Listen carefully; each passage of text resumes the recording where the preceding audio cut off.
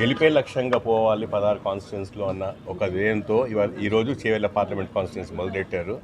నన్ను అభ్యర్థిగా చెప్తూ నువ్వే పని చేసుకో అని చెప్పడము, అందరితో రివ్యూ చేసి ఈ రాబోయే 10-15 రోజులు కార్యాచరణ ఏంటో డిస్కస్ చేసాం. అన్ని మండల్ వైజ్ రివ్యూ చేయాలి, మండల్ వైజ్ కలవాలి, అన్ని రివ్యూ చేసుకుంటూ రాబోయే 15 రోజులు ఏమేం చేయాలని చెప్పి మేము డిసైడ్ చేసుకోవడం జరిగింది. జనవరి 3 నుండి మొదలెడతాం తిరగడము. సో అట్లా ఈ ఒక్క కాన్స్టిట్యున్సీ కాకుండా అన్ని కాన్స్టిట్యున్సీస్ రాబోయే రోజులు ఏమేం చేయాలో డిస్కస్ చేస్తారు.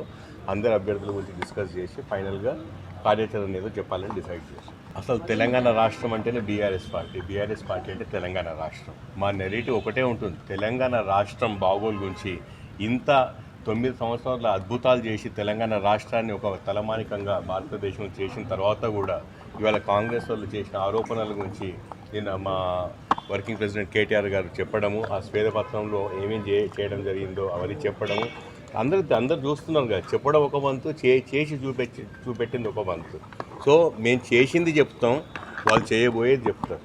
ఎన్నాళ్ళు చేసినా వాళ్ళు ఏవైతే గ్యారెంటీలు ఇచ్చినారో ఒక 6 గ్యారెంటీల గురించి అందరూ మాట్లాడుతున్నారు, కానీ వాళ్ళు మొత్తం ఇచ్చిన గ్యారెంటీలు 412 గ్యారెంటీలు ఉన్నాయి. ఎన్ని అమలు చేస్తారు, మేము అమలు చేయని ఎన్ని అమలు చేసేబోయే ప్రయత్నంలో అన్ని కార్యాచరణ కాలేదన్నదే 3-4 అంశాల మీద ఇంత డిస్కస్ చేస్తుంది.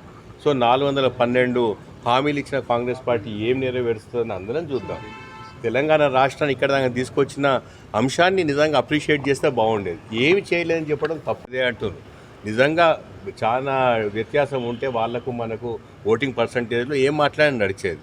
ఇవాళ ఓటింగ్ పర్సంటేజ్లో 1.85% డిఫరెన్స్లో మేము ఓడిపోయాం.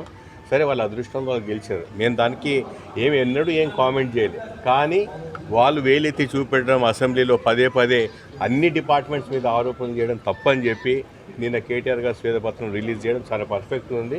ప్రజలందరూ చూస్తున్నారు.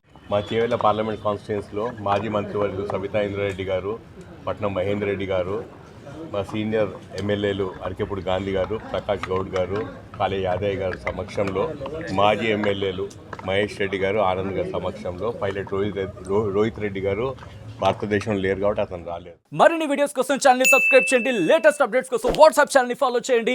అండ్ లింక్ డిస్క్రిప్షన్ లో ఉంది.